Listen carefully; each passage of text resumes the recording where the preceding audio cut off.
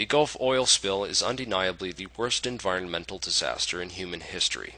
In this video, we will identify the key factors which led to this disaster, reveal some of the key history behind oil, and talk about the real problems we face as a civilization addicted to oil. This video will outline the basis for the suppression of alternative energy technologies, as well as expose the inner workings of the corrupt infrastructure that we must overcome in order to kick our oil habits and restore peace and freedom. Oil has a long and checkered history of greed, corruption, and empire, from the early days of John D. Rockefeller and Standard Oil Company to being the decisive factor in the outcome of World War II, to the invasion and occupation of Iraq, as well as Third World exploitation. It is now public knowledge that CIA Director George Tenet falsified the case for WMDs, and that the real reason for the invasion of Iraq was for oil. This is duly confirmed by the invasion strategy and the construction of permanent U.S. military bases positioned directly on the oil fields. But it's not really that simple. You see, in late 2000, Saddam Hussein threatened to switch to the euro for trading oil, and was pushing to convert Iraq's $10 billion reserve fund at the UN to euros. This information about Iraq's oil currency has been censored by the U.S. media for the interest of the White House, Federal Reserve, and most importantly the international bankers. Here's why.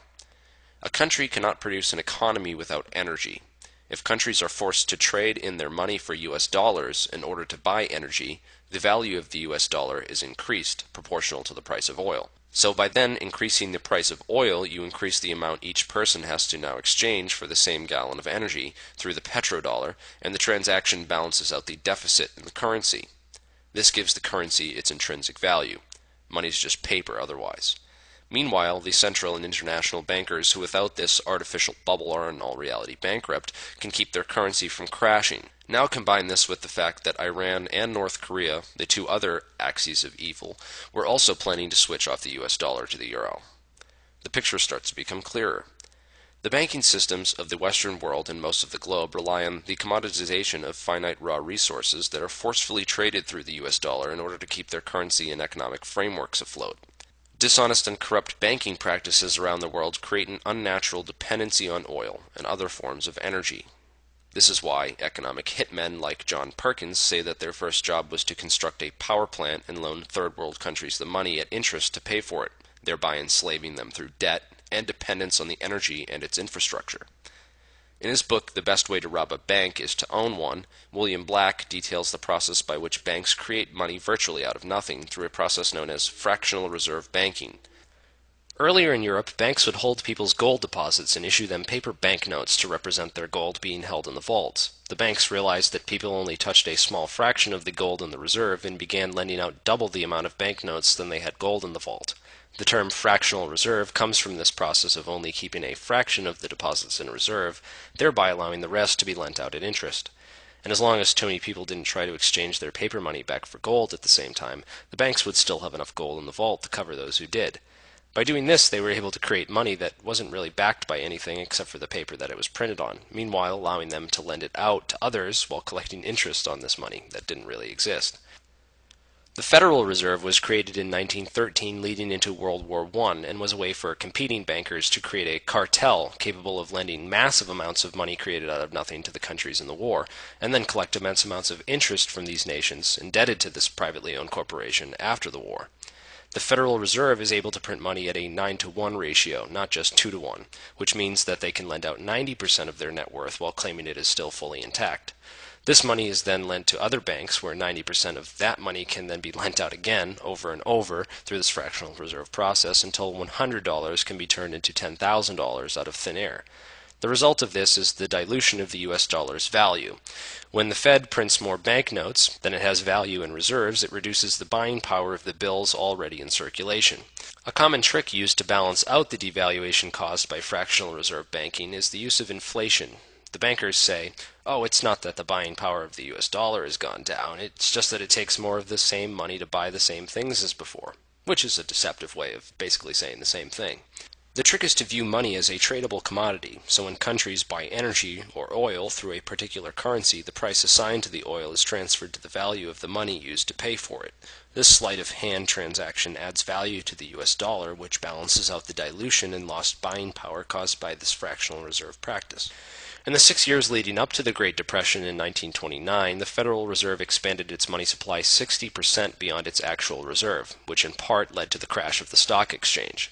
After the value of industries, companies, and properties hit rock bottom, the bankers were able to buy out much of the United States colleges, newspapers, and industries at cut-rate prices. And don't forget that they were able to print more money out of nothing to pay for these purchases while everyone else was down and out. Similar corrupt practices have been used in the past, even leading up to the creation of antitrust laws. Oil tycoon John D. Rockefeller of Standard Oil spent several years shipping his oil at half price while undercutting his own cost. As a result, he was able to put all of his competitors out of business. After ruthlessly annihilating all the competition, he then jacked up the price of oil to 4 times what it was before he got into the business. This led to the corporate enslavement of U.S. citizens, who then revolted, forcing the Congress to enact the Standard Oil antitrust laws. 2 years later, Rockefeller, J.P. Morgan, and other international banking interests created a privately owned Federal Reserve under the guise of being a federal bank, with one of the most destructive fractional reserve policies to date. The U.S. has been completely dependent on trading oil in U.S. dollars in order to keep their fractional reserve currency afloat since at least the 1980s, and having a country like Iraq, Iran, or North Korea, never mind all three, switch off the U.S. dollar for oil would be catastrophic for the fractional reserve bubble. So back in late 2000, when the axis of evil began making moves to switch off of the US dollar, the White House, Wall Street, and Federal Reserve were facing a complete and total collapse of their system. They had no other choice but to make a case for war. And so we have the Bush administration and CIA fudging the case for WMDs in Iraq, while designing a military strategy based around destroying Iraq's alternative energy infrastructure and setting up permanent US military bases around oil reserves. More importantly than simply gaining control of the oil, however, was the act of preventing them from switching their oil currency to the euro, as well as keeping them locked into the system of oil by taking out their alternative energy.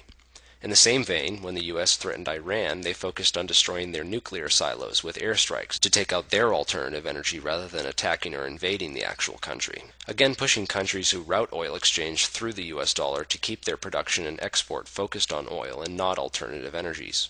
There's also the issue of Afghanistan, which has had a 1,000% increase in opium production since the U.S. invasion, since the bankers also rely on the billion-dollar-a-year drug industry. Drug money gets laundered through the banks, who use it to balance out the money supply further.